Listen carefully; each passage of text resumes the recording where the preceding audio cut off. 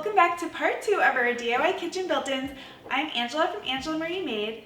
In case you missed part 1 from the other week, we got started with these kitchen built-ins by installing stack base cabinets to make things go a lot faster than building them from scratch. We had to move one of our wall outlets, and we got started with the rest of the built-ins by cutting the butcher block to size and building our upper cabinet frame. This week in part 2 of our kitchen built-ins, we're going to finish everything up.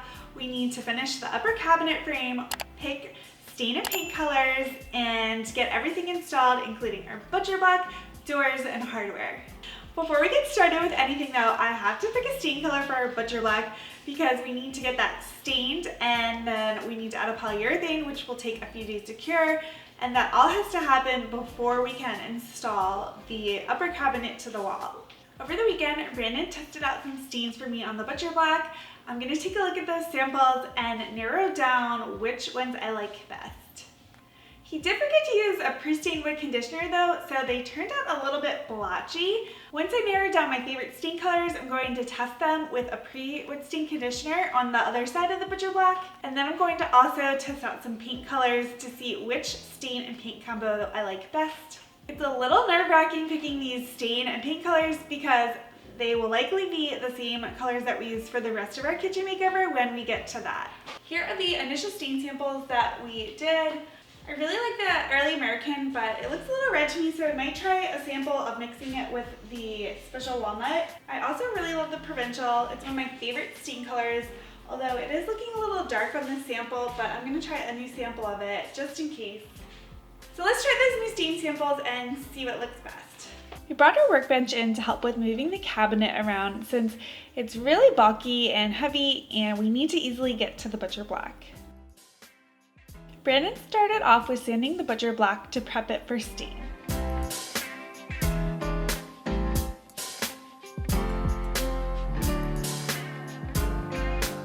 While Brandon is standing outside, I'm going to test some paint swatches out with the stain colors and figure out which paint colors I want to sample. I have a running collection of paint swatches that I've collected over time. You can actually buy like a whole paint deck of these swatches, but hey, this is free. And it saves me time from running to the store every time I need to get samples. I've narrowed down my paint colors to creamy white and light greige, or greige. I'm not sure if I'm saying that. It's that mix between beige and gray. I think it's greige. I'm looking at these in the natural light, and I think some of them are a bit too light. I kind of want the color to be distinct looking. Like this calm color is supposed to be like greige, but it just doesn't look like much of a color to me. Same with the classic gray. Okay, so I've narrowed it down to 2 greige colors and 2 creamy white colors. I'm going to go ahead and get samples for each of them. I'm doing these final stain samples on the back of my butcher block, and I'm loading on the pre-stain conditioner to see if it helps with all of the blotchiness.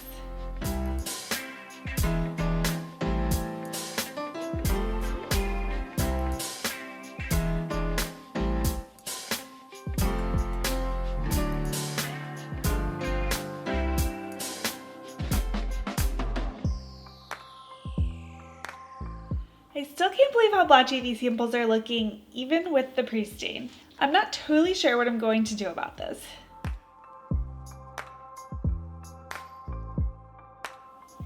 Oh, hello.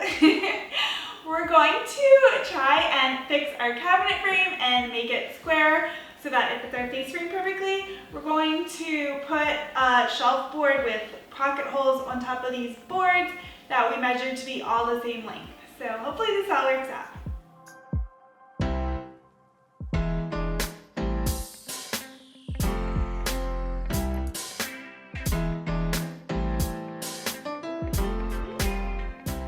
Adding the middle support shelf worked and our face frame lined up almost perfectly. It was definitely good enough. To install the face frame, Brandon added some pocket holes to the sides of the cabinet so we can use Kreg screws into the face frame. Originally, I was going to use wood glue and brad nails, but then I realized that because we are going to be hanging the doors from the face frame with the face frame hinges, we really need a strong and sturdy connection. If I had thought this through more from the beginning, I would have added the pocket holes to the plywood before assembling the cabinet together.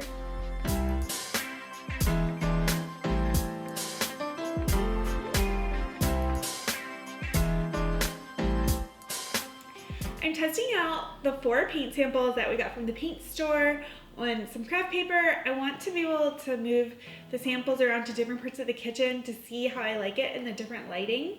Right away with these paint samples, there are 2 colors that are really standing out to me that I like a lot. First is the Red Barrier Pewter, and I also really love the creamy white. So this is going to be a tough decision. Once the sample's fully dry though, I can move them around more and really see them in the different lights and the different times of day, and then I'll be able to make my final decision. I also want to see how I like it with the stain color that I pick. We're going to get started with staining our butcher block and also the prep for painting our cabinets.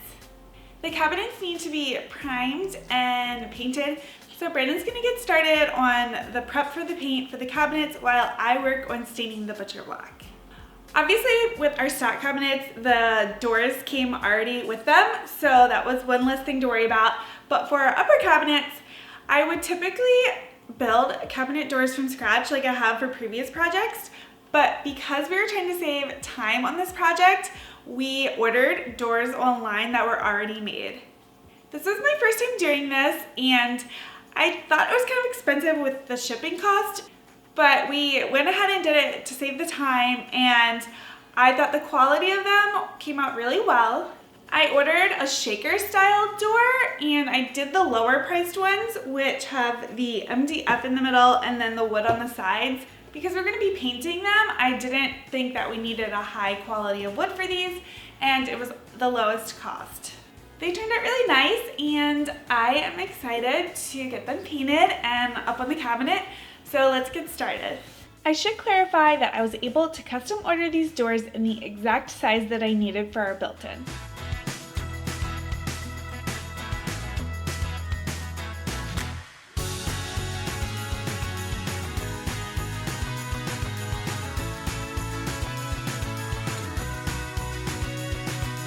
To prep the cabinets for paint, Brandon lightly hand sanded them and then applied primer.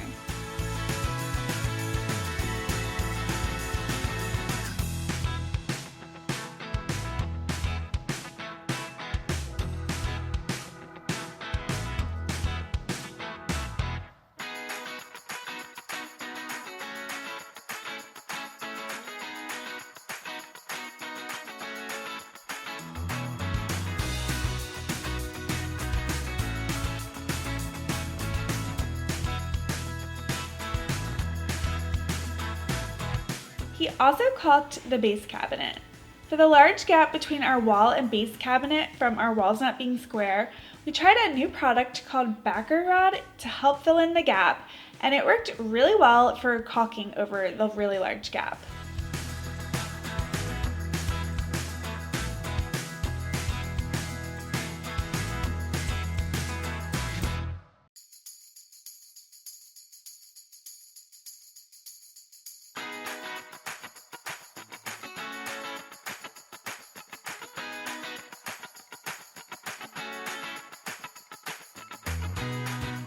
Let's talk about the butcher block stain samples. So the other day I tested stain samples out and I was really loving the provincial color. But what I noticed is even with the pre-stained wood conditioner, there was a lot of blotching happening. I've never had this kind of problem before, even using a lot of pre-stain, which usually takes care of all the blotching. After doing some research, I discovered that using a gel stain on a birch or a softer wood butcher block works really well. But the problem with gel stain is that it doesn't come in a lot of colors, and I'd have to special order different samples online, which I don't have time to do. And I really like the provincial stain color, so I want to stick with that, and I really want to make it work. After doing more research, I discovered that another alternative to pre-stain is a product called shellac. I've only used shellac once before when I did a chalk paint project on an old vintage buffet, and it provides kind of like this clear base coat. And there's this form of it called seal coat, which is a universal sanding sealer. So I decided to try it out. to see if it worked better than the pre-stain and prevented more of the blotching. I ended up trying multiple different ways of testing this out with my different stain colors, and the first time I used the seal coat, I didn't sand enough of it off and the stain really didn't penetrate the wood well, and I was like, I don't think this is gonna work. And I was starting to get worried because I really didn't want to have to go the gel stain route.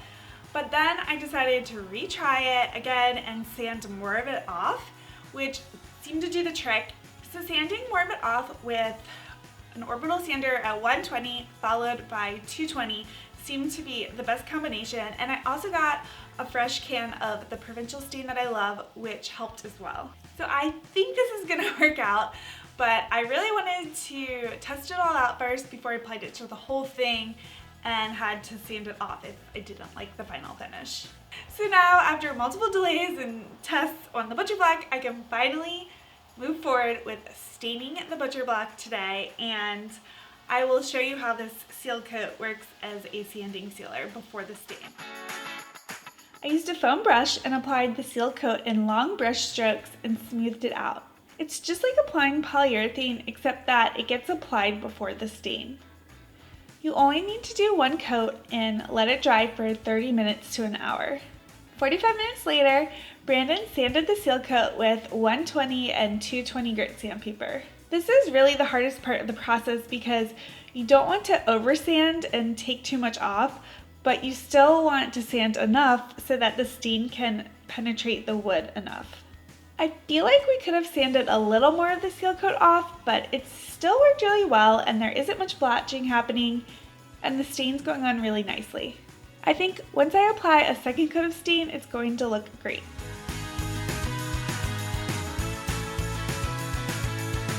I've made a paint color decision. I was really torn between the Revere Pewter and the Edgecombe Gray. The problem was that I love the Edgecombe Gray in this nook, which is closer to our windows, but in our kitchen, which doesn't have any windows, I really love how the Revere Pewter looks, and they almost look like the same color in the different lighting. After thinking about it, I decided to do the Edgecombe Gray for our built-in. I just love the soft mushroom gray look, and then when it comes time to do our kitchen cabinets, I'll probably go with the Revere Pewter, but I don't know, like, would it be weird to have two different paint colors that are really similar right near each other in the kitchen? Let me know what you think in the comments below. So now that I've made my paint color decision, we can go ahead and get started with painting the cabinets. We're using a special paint for these cabinets. It's the Benjamin Moore Advanced Paint. We've used this previously in our last house when we painted our kitchen cabinet and our bathroom cabinet. It works really great for painting cabinets. It's self-leveling and it's super durable. I'll link below this video our tutorial for painting cabinets that we used on our previous kitchen cabinets. We're basically going to be following the same method and we're using the same type of paint. And in addition to getting our first coat of paint on the cabinets today, I'm also going to get the first coat of poly on our butcher block. With this advanced paint line, you do have to wait 13 hours before adding a second coat, and it definitely smells while it's curing, but it's a really durable end finish.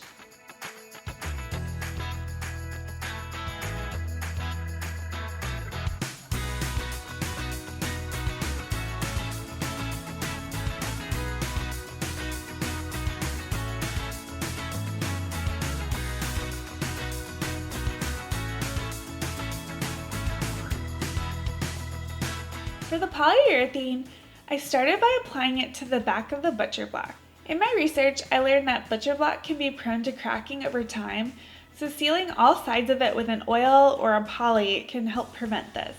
After the back dried, I applied poly to the front and sides. It went on so smoothly since it already had the sanding sealer on it.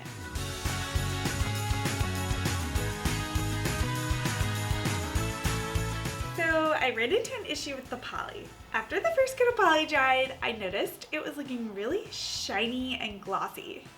I always buy satin or flat poly because I don't like the super shiny look, but when I looked in the can, it says warm gloss. I was like, what? I didn't buy this. Brandon must have bought it by mistake, and I didn't even think to look at the sheen on it, and I just went ahead and used it. Anyways, I started freaking out a little bit because I was like, oh my gosh, I don't want this thing to be super glossy.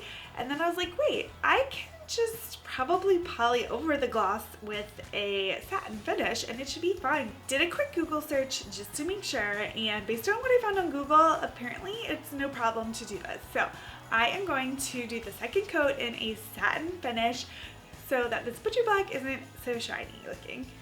Hopefully it all works out. But first I have to go run to the hardware store and get some satin poly.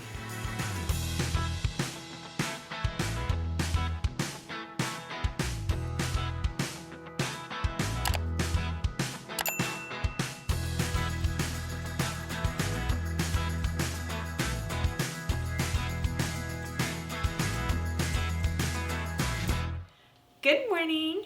Today is a really fun day and I'm super excited because we are going to try and wrap up our built-in kitchen cabinet today. Our kitchen's been a mess for over a month now while we've been working on this project, and I can't wait to have all the extra storage and organize things better and just have a pretty built-in kitchen cabinet to look at. Okay, but first things first, the things we have to finish up are adding a second coat of paint to everything, installing our butcher block on the base cabinet, and then we can finally install the upper cabinet frame. And once the upper cabinet frame is installed, we have to caulk along the edges and do paint touch-ups. Then we can finally install the doors and the drawer front for our appliance garage. We do have to figure out how to do the hinges on that, but I might save that project for the following week. And then finally, we can install our beautiful new hardware that I am just so excited about. It is gorgeous. We used corner brackets to install our butcher block. First we attach them to the base cabinet and then the butcher block.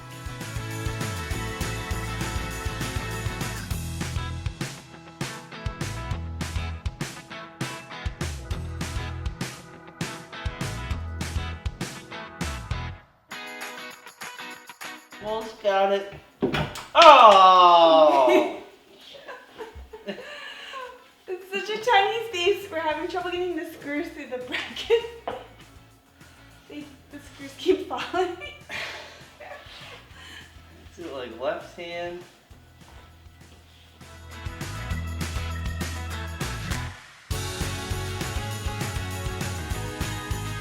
The butcher block looks just beautiful installed, and the satin top coat of poly looks perfect in this natural light. It's finally time to install this huge upper cabinet.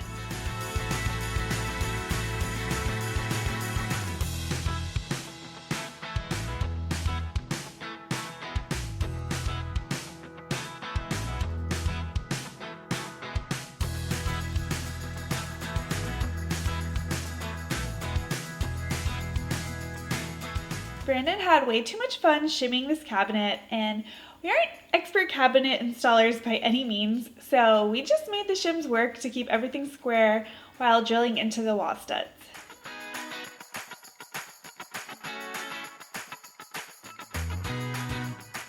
We can finally install our top cabinet trim. I'm using a 1x4 board and it's going right up against the ceiling, which will make this cabinet look really custom and built in. I thought about using crown molding along the top, but I decided not to since we already have two different types of crown molding between the window wall and our pantry wall. I thought it would just be too much crown competing with each other. Plus, the simple 1x4 board is so much easier to do than crown. Brandon used backer rod again for caulking the large gap between the wall and cabinets.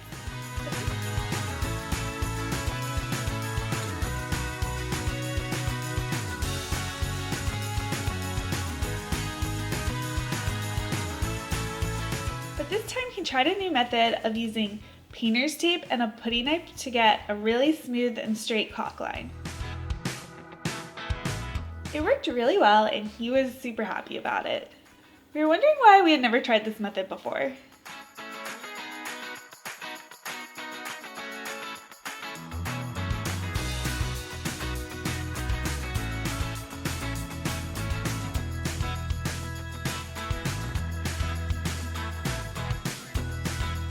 When it came time to picking out the hardware for this cabinet, I had a really hard time. I basically didn't want to spend a lot of money, but I really wanted brass hardware, and I'm kind of a hardware snob these days because after you spend so much time building a beautiful piece of furniture or a built-in cabinet, you really want it to just look beautiful at the end, and part of that is the hardware that you put on it. Well, I absolutely love Rejuvenation hardware. It's my favorite place to buy hardware, but it's expensive, but for good reason. The quality is top-notch and it's beautiful. I usually get my hardware from there, but because we need so much hardware for this cabinet as well as hardware that's going to match our future kitchen makeover, I was trying not to do the Rejuvenation hardware, but they carry these really cute pieces like a cabinet latch that I wanted to use for the first time, which is like hard to find elsewhere. And I also wanted a really nice handle for the appliance garage. So in order to find knobs that matched that same brass color for those pieces, it was very difficult. I did order some different hardware off of Amazon that was super budget friendly, and it was really pretty, but the problem was when I compared it to Rejuvenation hardware that I already had in the brass color that I was going to be using for the cabinet latch and handle, it just didn't match. I can really tell the difference, and when it's something you use every day and I knew it was gonna bother me, it's one of those little things, I was like, you know what, I'm just gonna splurge on the really nice hardware for this. And look how cute these little handles are. These are for the drawer fronts. They're little cute bend pulls, and I just think they're gonna be adorable. And let me show you what else I got. I'm obsessed with this matching hardware set. It totally fits my vision for this project, but before I can install it, we have to actually install the doors. For our custom doors, I paid extra to have the door hinge holes pre-drilled. The pre-drilled holes were a perfect fit for our door hinges. Although we do have a door hinge jig, it's just so nice to jump right to this step of the installation. We're using 1/2-inch overlay hinges that get installed right to the face frame. There are European style hinge, which are my favorite because you can easily adjust the door at the very end for the perfect placement of the door. I really love a perfect gap in between the doors at the end. After installing several inset doors, these overlay style doors are significantly easier to install, especially with 2 people.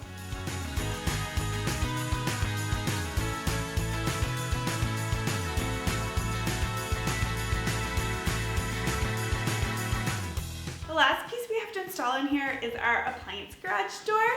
And basically, if you've never heard of an appliance garage, it is really awesome. It's gonna lift. It'll sit like this, like a drawer front, and then the hinges will lift it up like this. So it'll go up and down.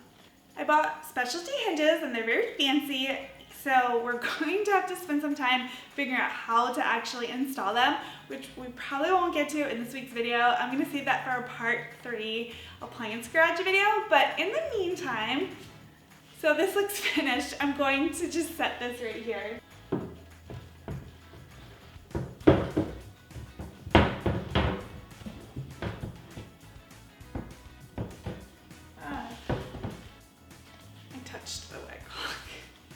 Anyway, I'm gonna just set this right here and it'll look finished. After a few final touch-ups, the last step is to install our hardware.